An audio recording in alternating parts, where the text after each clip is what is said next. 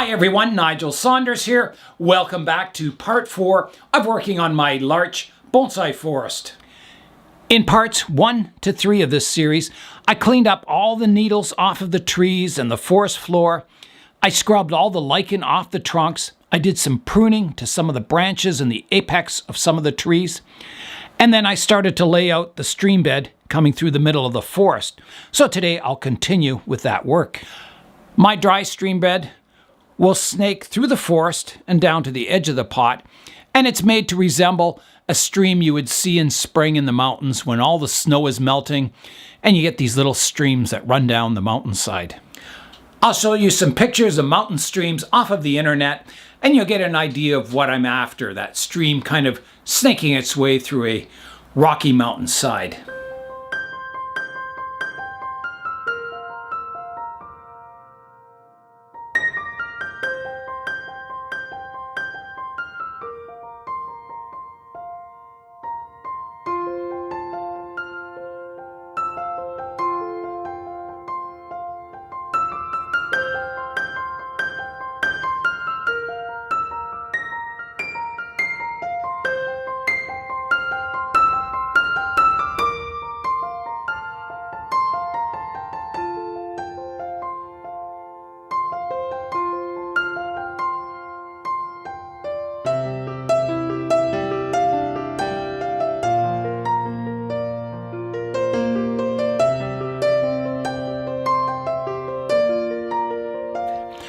I left off yesterday's video by going outside and getting rocks from my rock collection that I thought would be suitable for my little mountain stream. There's no right or wrong way to arrange the stones. You just got to arrange them so it looks good to you. So I'm just trying various rocks out. I do like the direction of my path. I don't like the top. I think I need something happening at the top. I want my stream to kind of disappear behind and still look like it's going uphill. That's the problem. I don't want it rounding over the crest. So I don't know, I may have to dig this out a bit more. Kind of create a bit of a channel where the river runs. That might look good. I'll try it. I'll see how many roots are in there first of all. Well, it looks like just some fine roots. I don't think I could make that too much deeper. Yeah, I think there's too many roots from this tree to kind of make it any deeper. So I'm looking for interesting rocks to put up at the apex. I don't really want these rounded ones. The rounded rocks may look good in the stream down lower. So that looks kind of good. You know, my river disappears behind these rocks. I'm going to try building up the hill a little higher in this area. So I'll add some soil just with the spoon.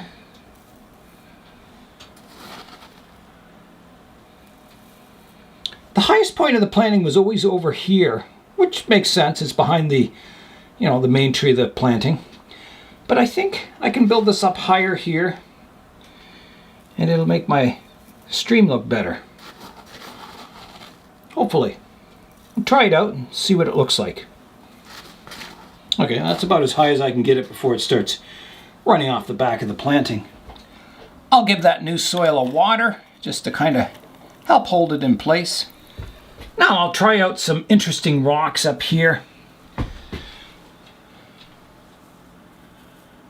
Try and get a good combination of rocks that looks good. There's so many possibilities. That one's not bad. It kind of has that canyon effect because it's got a kind of a vertical edge on it.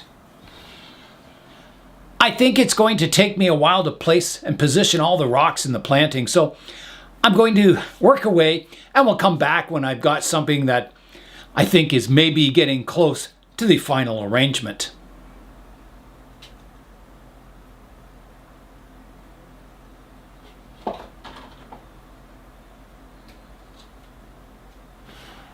I've got an arrangement roughed in place now that I'm 80% happy with it. I think there's some good stuff happening. I positioned that moss bush out front here.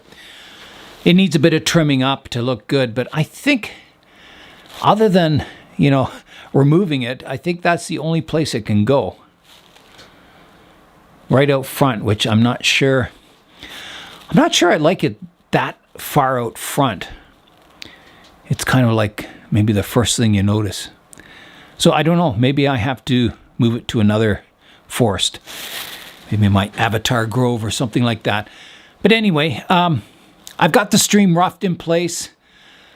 I'm not 100% happy, but you know, with the rocks I have, I think it's maybe the best selection or arrangement I can get.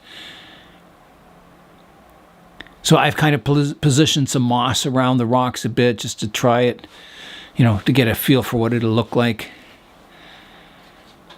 I think it's close. It's the kind of thing, you know, if you collect more rocks and you find some really good ones, you can replace them with better rocks in the future. But I think it looks like a mountain stream. Kind of wanders through the center of the forest there. All right, I'll start finishing it. Kind of putting my moss around, doing some final arrangements. I'll trim up that bush up front, see if I can get that to look good. So I've got my curved scissors. I can kind of prune it to shape.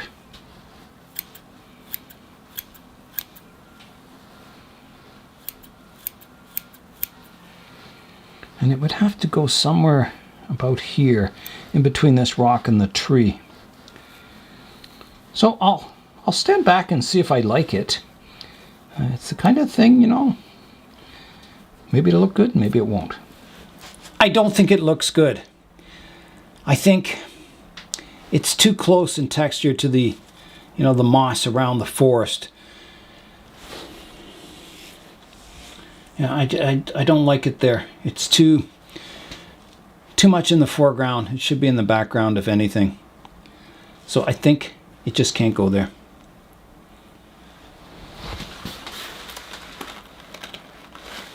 It looks better back there. Maybe that could be the spot for it. And then I might need a rock for the front here. You may have noticed that it's snowing outside. It's really light, fluffy snow. I'll show you what it looks like.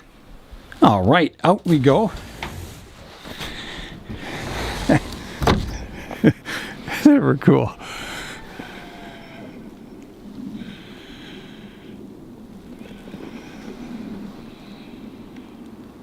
Like a beautiful winter's day.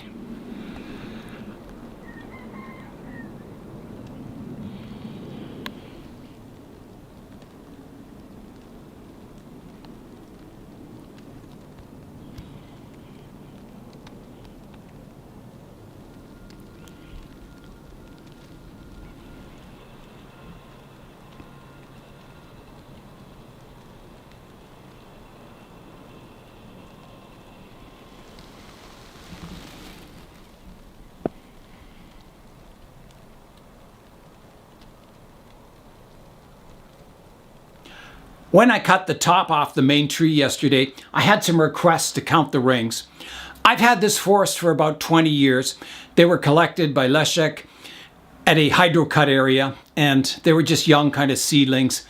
And they've been growing in a training box and then finally into a bonsai pot. So when I counted the rings, you can see where it was growing in the ground, the rings are quite widely spaced. And then as it got into bonsai cultivation, the rings get finer and finer. And I had to get out the magnifying glass to count them because they're so tight together when it's growing as a bonsai. So I counted the rings, and there's about 20 in the rings in this trunk area here, which is about right because, you know, the tree's probably grown a little taller since it was first collected. So yeah, about 20 years. I placed a rock out front. I think that looks much better. So I'm just having a look at the whole planting now. I rearranged some of the rocks over here too. They look a little better like that. I think, you know, once it gets a bit of moss growing in on some of those rocks there, I think it'll look better. Right now it looks maybe a little heavy on the rocks, but it's not too bad. It just needs a little green to fill in those, all the cracks between the rocks. And I think that'll look quite natural then. So the last thing I want to do, I want to get some sand and put in my dry stream bed. And maybe some small fine gravel too, just to cover up that bonsai soil and kind of give it a uniform stream bed look. I got my bag of sand from the other greenhouse, the cold greenhouse, and it's quite frozen, but I think there's enough on top that I can get a few spoonfuls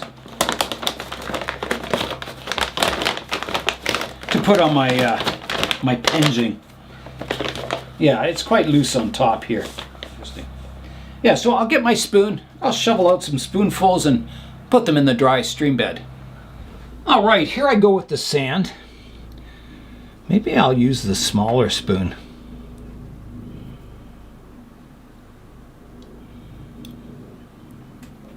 And this is just washed playground sand, the kind you would put in a sandbox. And I do have some white industrial sand that sometimes I mix the white with the playground sand, and you get a lighter color sand, which looks really good in desert plantings. It's just the right color for desert sand. Whereas this is a little dark, which should look good in this forest.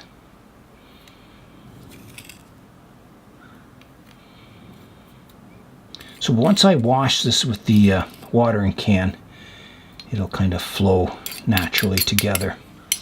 Let me get another spoonful.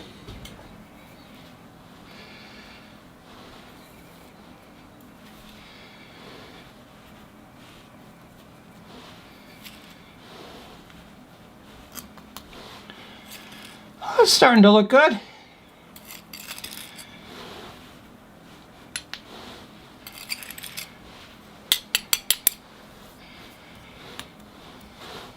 Now I think I'll wet that down and see how it looks, and then maybe add more to kind of finish it off. All right, here I go with the water.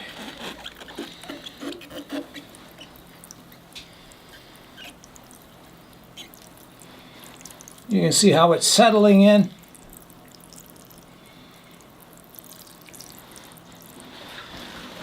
Nice. I'll start to add the sand around the water areas here.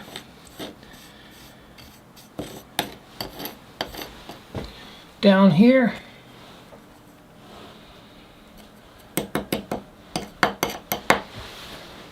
Okay, I think I'm going to try washing that now with the water, kind of settling it all in.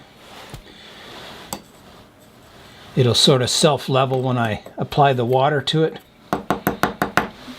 All right, here I go.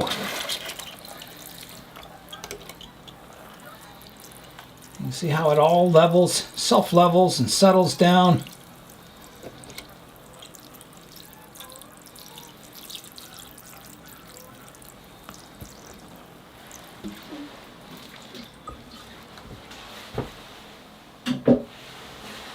There's a look at how the landscape is looking.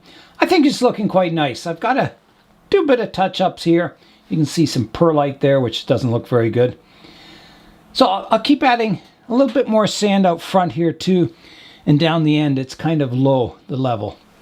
I've finished applying the sand to the landscape. Let's fly in and have a look at it. So here it is. So there's my stream, my mountain stream.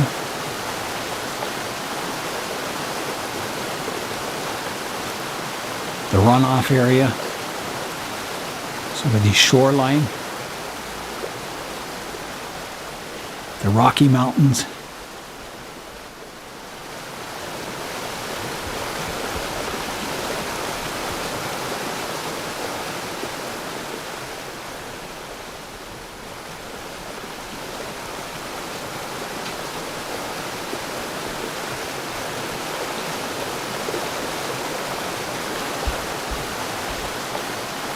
So it's looking nice. I think it's looking much better than it did before. It's all cleaned up. I've still got some pruning to go on it. I'm going to do that towards spring. But yeah, it's really fun doing this kind of work. I really enjoy it, arranging rocks and making it look all miniature. Really, really fun.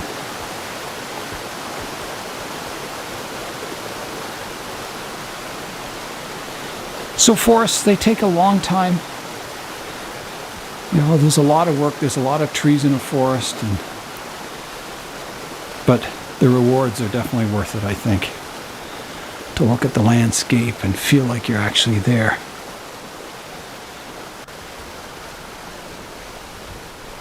In amongst the larch trees.